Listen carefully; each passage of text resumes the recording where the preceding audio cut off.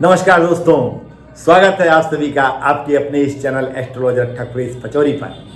मित्रों, आज मैं पुनः उपस्थित हुआ हूं आप सभी के समक्ष आपके अपने इस चैनल पर एक बहुत ही महत्वपूर्ण जानकारी के साथ में। मित्रों, आज हम बात करेंगे अक्षय तृतीया के महान पावन पर्व के बारे में कि इस महान पावन पर्व को इस वर्ष कब मनाया जाएगा और इस तिथि का अपने आप में इतना ज़्यादा महत्व क्यों है।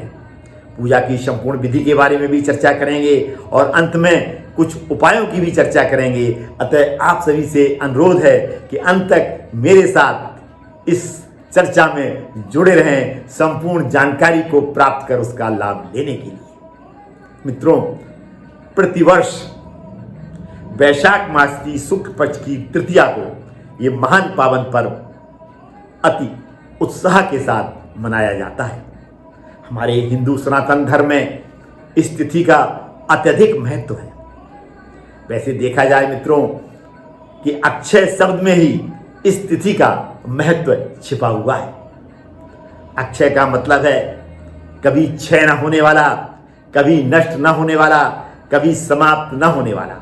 अतः इस दिन जो कार्य किए जाते हैं वो कभी नष्ट नहीं होते हैं, उनका कभी क्षय नहीं होता है और उन कार्यों में मित्रों कभी परेशानियां नहीं आती हैं।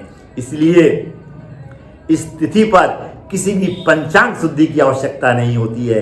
कोई भी मांगलिक और धार्मिक कार्य आप इस तिथि पर बिना पंचांग शुद्धि के प्रारंभ कर सकते हैं। और इस वर्ष जो अक्षय तृतीया का महान पावन पर्व है मित्रों, वो 30 अप्रैल 2025 दिन बुधवार को मित्रों मनाया जाएगा, क्योंकि 30 अप्रैल 2025 को उदया तिथि में मित्रों तृतीया है। अब हम इसके महत्व की थोड़ी सी और चर्चा कर लेते हैं। मित्रों, अक्षय तृतीया वाले दिन ही हमारी 4 धाम की यात्रा प्रारंभ होती है और ऐसा माना जाता है कि इस तिथि पर ही गंगा जी ने पृथ्वी पर अवतरण किया था और भगवान विष्णु ने परशुराम जी के रूप में इस पृथ्वी पर अवतार लिया था। इसलिए इस तिथि को मित्रों परशुराम जयंती के नाम से भी मित्रों जाना जाता है।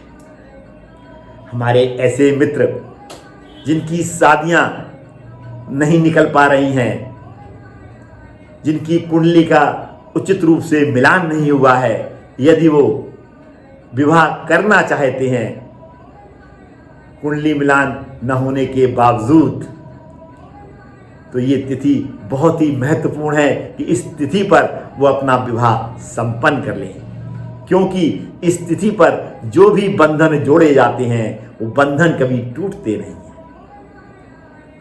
इसीलिए मित्रों इस तिथि का अत्यधिक महत्व हो जाता है।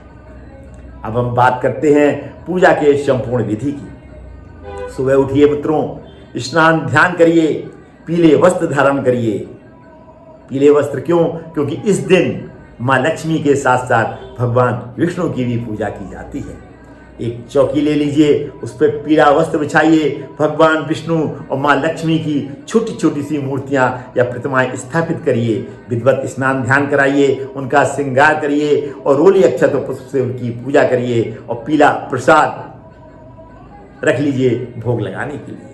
इसके बाद आप विष्णु चालीसा, लक्ष्मी चालीसा, विष्णु जी के मंत्र, लक्ष्मी जी के मंत्र, श्री सूक्त का पाठ कर सकते हैं।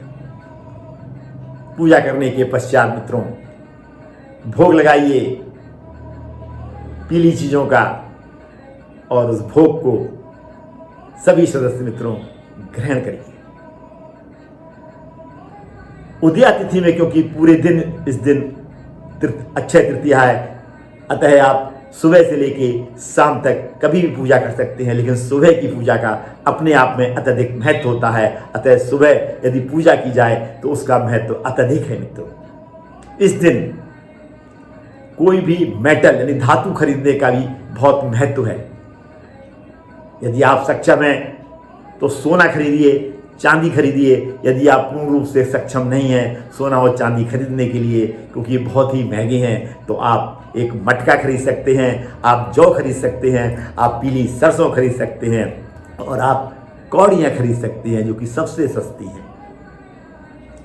क्योंकि यदि आप कुछ मेटल खरीदते हैं और उसको लाल वस्त्र में बांध के अक्षत के साथ में अपनी तिजोरी में रख लेते हैं, चाहे वो गोल्ड हो, चाहे वो चांदी हो, चाहे वो जौ हो, सरसों हो या कौड़ियाँ हो, और उसको अपनी यदि आप तिजोरी में रख लेते हैं, लक्ष्मी जी के मंत्र का जाप करके, मंत्र है मित्रों ओम श्रीं श्रीये नमः, इस मंत्र का जाप करके अमुक चीज़ जो आपने लाए हैं, जो भी मेटल आप लाए हैं, सोना, चांदी, जौ, पीली सरसों या कौड़ियाँ, उस पर फूंक मारते जाइए, इस मंत्र का जाप करते जाइए, उसको लाल वस्त्र में लपेट के अक्षत के साथ में अपनी तिजोरी में रख लीजिए। यदि आप ऐसा करते हैं इस दिन, तो निश्चित रूप से आपके यहाँ लक्ष्मी जी का स्थायी वास होगा और आपके यहाँ सुख, शांति और समृद्धि की बरसात होगी। एक छोटा सा एक प्रयोग है, इस दिन प्रत्येक व्यक्ति को करना चाहिए, क्योंकि ये तृतीया, अक्षय तृतीया जो है अब 1 साल बाद आएगी। कैसा लगा मित्रों आपको ये मेरा एपिसोड? यदि अच्छा लगा तो इस चर्चा को ज़्यादा से ज़्यादा लोगों तक पहुंचाइए सोशल मीडिया के माध्यम से, जिससे आपके अन्य मित्रों और रिश्तेदारों को भी ये जानकारी प्राप्त हो सके और वो भी इस अक्षय तृतीया का पूर्ण रूप से लाभ ले सके। आज मैं अपनी वाणी को इस भावना के साथ में यहीं पे विराम देता हूँ। पुनः मुलाकात होगी मित्रों किसी ऐसी ही विशेष जानकारी के साथ में। तब तक अपना ये चैनल देखते रहिए और इस तरीके की जानकारियाँ घर बैठे प्राप्त कर उनका पूर्ण रूप से लाभ लेते रहिए। यदि आप मुझसे पर्सनली मिलना चाहते हैं, इसकी पूरी जानकारी मेरे डिस्क्रिप्शन बॉक्स में दी गई है। धन्यवाद मित्रों, अंत तक मेरे साथ जुड़े रहने के लिए और मेरा ये वीडियो पूर्ण रूप से देखने के लिए आप सभी को मित्रों बहुत बहुत धन्यवाद। तो जय माँ लक्ष्मी की जय, बोलो विष्णु भगवान की जय।